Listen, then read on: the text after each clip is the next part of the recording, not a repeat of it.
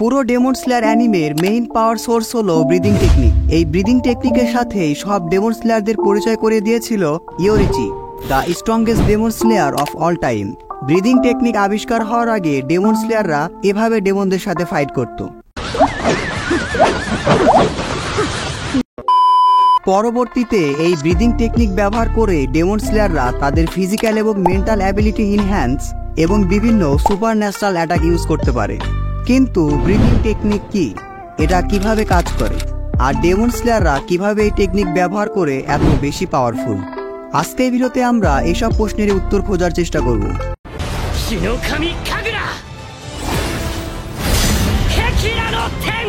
তবে ভিডিও শুরু করার আগে ডেমন স্লেয়ার ফ্যানদের একটা মিসকনসেপ্ট ঠিক করে দিই। অনেকেই মনে করে ডেমন স্লেয়ারদের ফাইট করার সময় আমরা যে অরা দেখতে পাই, অর্থাৎ যে অ্যানিমেশন, এটা রিয়েল। কিন্তু না, কোনো ডেমন স্লেয়ারই তাদের সোর্ড থেকে ওয়াটার, ফ্লেম বা উইন্ড কোনো কিছু রিলিজ করে না। ডেমন স্লেয়াররা তাদের সোর্সম্যানশিপে এত বেশি এক্সপার্ট যে সোর্ড থেকে এক্সপ্লোড হওয়া শক ওয়েভ এবং এয়ার প্রেশারের জন্যই আমরা এভাবে দেখতে পাই। অর্থাৎ সোজা ভাষায় ডেমন স্লেয়াররা কোনো এলিমেন্টস ক্রিয়েট করতে পারে না। অ্যানিমেশনটা জাস্ট অ্যাট্রাকটিভ দেখানোর জন্য আমাদের এভাবে শো করা হয়।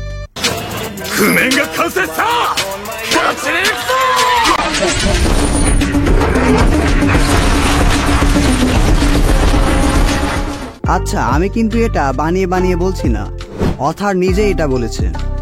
যাই হোক, একদম শুরুর দিকে ইয়োরিচি সান ব্রিদিং স্টাইল ক্রিয়েট করেছিল।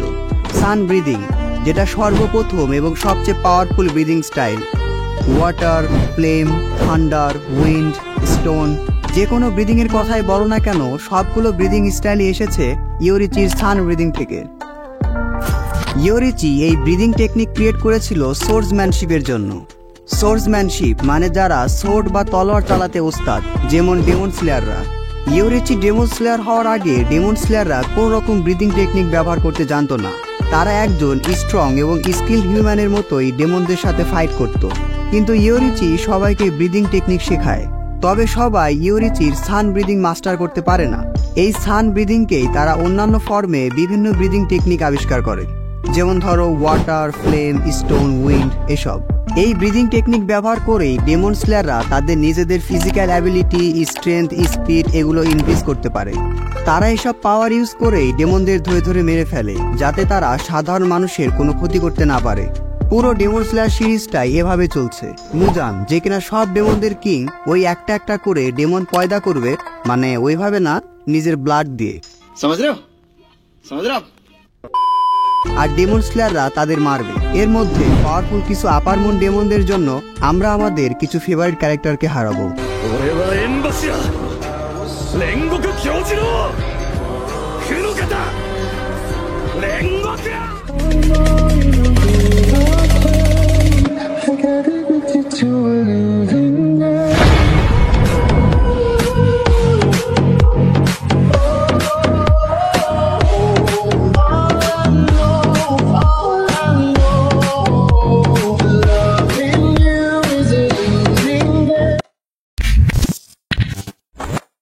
ব্রিদিং স্টাইল কি সেটা তো বুঝতে পারলে, এবার কথা বলা যাক ব্রিদিং স্টাইল কাজ করে কিভাবে। ডেমন স্লেয়াররা টোটাল কনসেন্ট্রেশন ব্রিদিং টেকনিক ব্যবহার করে। এটা একটা অ্যাডভান্স ব্রিদিং টেকনিক। ইউজার তার ব্রিদিং পাওয়ার ইনক্রিজ করে নিজের ব্লাড ফ্লো এবং হার্টবিট কন্ট্রোল করা শিখে। এই টেকনিক মাস্টার করার পর ইউজারের বোন এবং মাসল অনেক স্ট্রং হয়ে যায়। ইউজার তখন অনেক এফেক্টিভ ভাবে ফাইট করতে পারে। তবে এই ব্রিদিং টেকনিক মাস্টার করা অনেক কঠিন।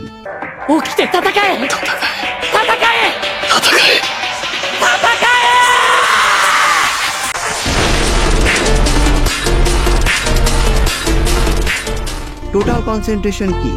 নাম শুনে বুঝতে পারছো, ইউজার তার ব্রিদিং এর উপর এক্সট্রিম লেভেলের মনোযোগ বা কনসেন্ট্রেশন দেয়।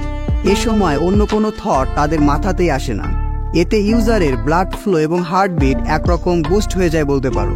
টোটাল কনসেন্ট্রেশন শুনে অনেক সহজ মনে হচ্ছে, কিন্তু একবার নিজে চেষ্টা করে দেখো। 2 মিনিট চোখ বন্ধ করে দেখো, মাথার মধ্যে একদম জিরো থট নিয়ে থাকতে পারো নাকি।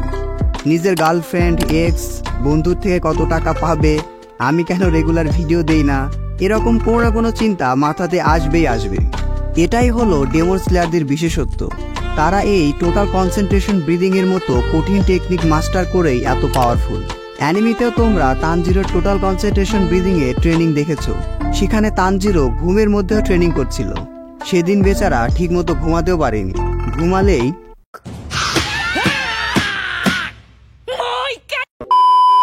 যাই হোক, এবার কথা বলা যাক ডেমন স্লেয়াররা কিভাবে এই ব্রিদিং টেকনিক মাস্টার করে এত বেশি পাওয়ারফুল হয়ে যায়।